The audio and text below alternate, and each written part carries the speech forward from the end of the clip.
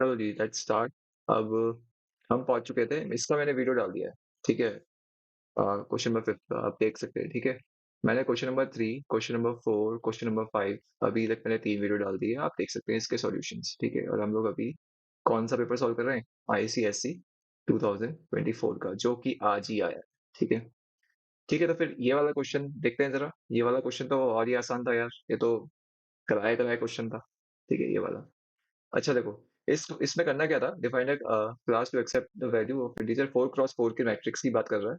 4 cross 4 matrix बोल दो या एरे बोल दो, बात बराबर एक ही है। मैं मैट्रिक्स बोलता हूँ, 4 क्रॉस 4 मैट्रिक्स की बात करता है। और बताना है whether it's a diagonal array और नॉट। डायगोनल एरे है कि नहीं है। अब डायगोनल एरे होता क्या है ये भी बता रखा है। Diagonal array is the sum of the left diagonal elements equal to the sum of the right diagonal elements. Print the appropriate message. ठीक है। अगर ये डायगोनल आप ऐसे ऐड करना शुरू करो इस तरीके से अगर आप ऐड करना शुरू करो इस तरीके से, ये इस तरीके से ऐड करोगे, तो ये आपका कौन सा डायगोनल हो गया? ये आपका लेफ्ट डायगोनल हो गया। इसका सम अगर आप करते हो तो आपको 11 मिलता है। ठीक है।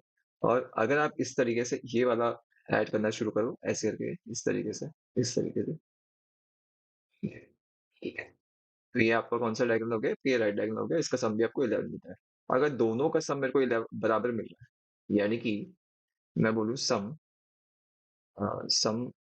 Underscore left is equal to sum underscore right हो जाए, मेरा दोनों बराबर हो जाए, तो ये क्या हो जाएगा? लेफ्ट डायगोनल हो जाएगा। इफ की कंडीशन लगेगी यहाँ पे, इफ की लगी कंडीशन लगेगी, और एसओपीएल हो जाएगा यहाँ पे डायगोनल।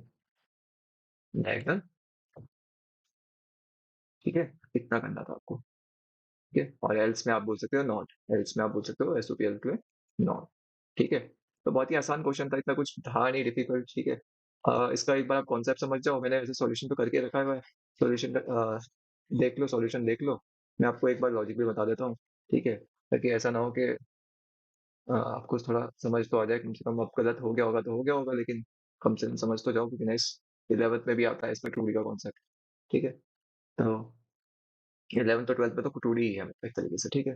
तो होता क्या है कि जब 2D की बात होती है, 2D एरे की बात होती है, तो हमारा इस तरीके का मैट्रिक्स बनता है। ठीक है, ये बन गया। ये हो गया 1 2 3 4, 1 2 3, 1 2 3 4, इस तरीके का मैट्रिक्स बनता है। तो क्या होता है कि यहाँ पे जो इसमें क्या होता है कि कॉलम वाइज और रो वाइज इनके नंबरिंग्स होती है। तो इसको बोलते थे 0 0,0। ये होता है 0, सॉरी 0, ये होता है 1,1। ये होता है 2,2। ये होता है 3,3। ठीक है। अब इसमें अगर मैं काउंटिंग करना शुरू करूँ तो ये कितना है? 1 2 3 4, 1 2 3 4, यानी कि 4 क्रॉस 4 मैट्रिक्स है। ये बात तो क्लियर ही है। ठीक है। अब 4 क्रॉस 4 मैट्रिक्स है, तो इसमें 3 3 क्यों आ रहा है? क्योंकि ये 0 से चल रहा है। ठीक है। अब मैं यहाँ पे इस तरफ में अगर मैं बढ़ना चाहूंगा तो मैं होगा 0 1, 0 2 और 0 3। ठीक है। अगर मैं इस डायरेक्शन में बढ़ना चाहूंगा तो मेरा होगा 1 0 और 2 0 और 3 0। ठीक है। और मैं अगर इस डायरेक्शन में जाऊंगा तो मेरा क्या होगा? 1 0, 1 0, 1 1 और 1 2 1 3। ठीक है। और मैं अगर मैं नीचे वाले डायरेक्शन में, अगर इस जैसे भी मतलब आप जाओगे, किधर भी जाओ, और आपको फिल करना है इसको जितना भी। ठीक है। ये मैंने एक एक्सरसाइज अपने स्टूडेंट्स को दी भी थी। ये जितनी भी एक्सरसाइज था, कि एक डब्बा बना के बोला था कि खुद से करना है इसको। अगर उन्होंने करा होगा तो वो समझ गए होंगे क्या होता है। ठीक है। अब हमारा ये बन गया बॉक्स। अब इस बॉक्स का काम क्या है वैसे? बॉक्स का काम ये है कि जो हम लोग नंबर्स जो देखेंगे ना, मतलब जो ऐड करेंगे, with the help of this numbers करेंगे। ठीक है। अब देखो ये वाला जो है, ये ये हमेशा रो के लिए चल रहा है, ये हमेशा कॉलम कॉलम के लिए चल रहा है। ठीक है। तो इधर इधर जाओगे आप, इस डायरेक्शन में आ रहे हो, तो आपका कॉलम इंक्रीज हो रहा है, बढ़ रहा है, 0 1 2 3। अगर इधर नीचे जाओगे तो आप देखो रो बढ़ रहा है। रो क्या हो रहा है? 1 2 3। ठीक है। अब लेकिन इससे तो हमें को मतलब नहीं है, ये तो जस्ट अंडरस्टैंडिंग के लिए उन्होंने बोला है कि लेफ्ट डायगोनल राइट डायगोनल निकालो। लेफ्ट डायगोनल की अगर मैं बात करूं, यानी कि ये वाला डायगोनल, ये वाला डायगोनल, ये वाला डायगोनल। ठीक है। इससे पहले मेरे को एक चीज और बतानी है। इससे पहले मेरे को एक चीज और बतानी है कि हमारे जो फॉर के जो दो लूप चलते हैं, एक इंटीजर आई का और एक चलता है फॉर जे का। ठीक है। जे का। तो मैंने आपको हमेशा ही बताया है कि मैं आई का किसके लिए चलाता हूँ? रो के लिए चलाता हूँ। और मैं इसका किसके लिए चलाता हूँ? कॉलम के लिए चलाता हूँ। ठीक है जी। इतना आपको पता होना चाहिए। तो ये मैंने आई आई का जो चल रहा है वो रो के लिए चल रहा है, यानी कि ये वाला जो है वो रो के लिए चल रहा है। यानी कि ये वाला जो किसके चल रहा है, रोकले चल रहा है, यानी कि ये वाला किससे चल रहा है, रोकले चल रहा है, ये भी रोकले चल रहा है।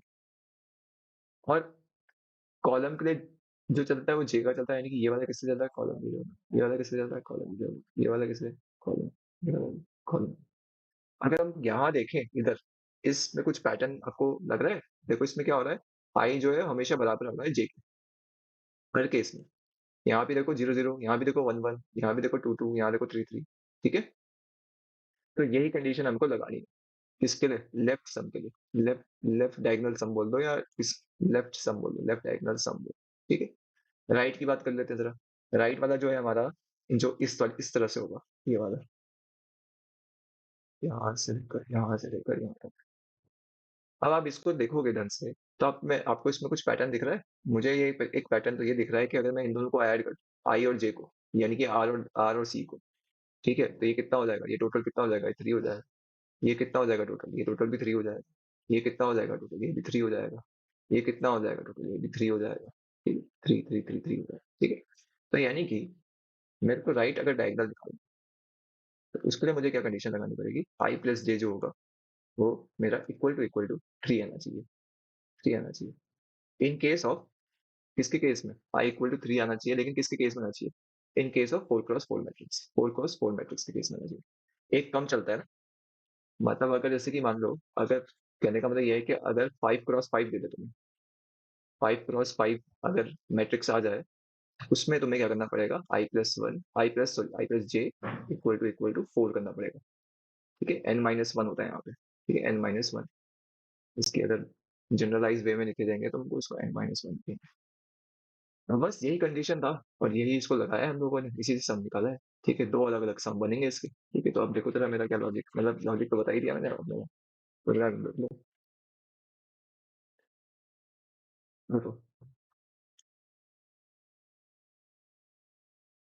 मैंने क्लास ली, ये मैंने एरे बनाया, 4 क्रॉस 4 का एरे बना दिया।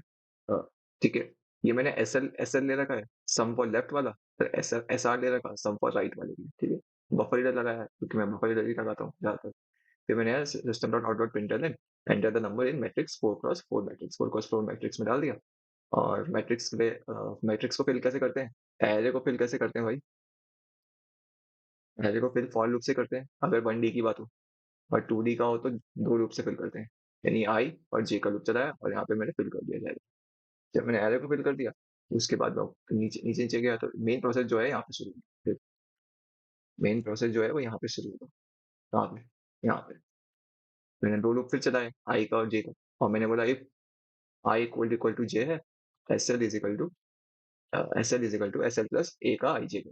ठीक है, अब एस एल कितना था, एस एल तो खाली है, 0 है, तो यहाँ पे फिल होता रहेगा। फिल कौन सा होगा, लेफ्ट वाला होता रहेगा, इस तरीके का जो लेफ्ट डायगोनल है वो इस तरीके का होता रहेगा। फिर सेम वही लूप चलाया, अलग से चलाया एक और बार, ये चलाया एक और बार, और वहाँ पे मैंने क्या, आई प्लस जे इक्वल टू 3 कर दिया, क्योंकि 4 का मैट्रिक्स चल रहा है तो n-1 चलेगा, यानी कि 3 होगा। तो सेम वही एस आर में प्लस होता रहेगा। तो इस तरीके से, इस तरीके का आ जाएगा मेरे पास, ये वाले सम आ जाएगा। ठीक है, आप दोनों को चेक कर लो, क्या मेरा S L equal to S R के बराबर है।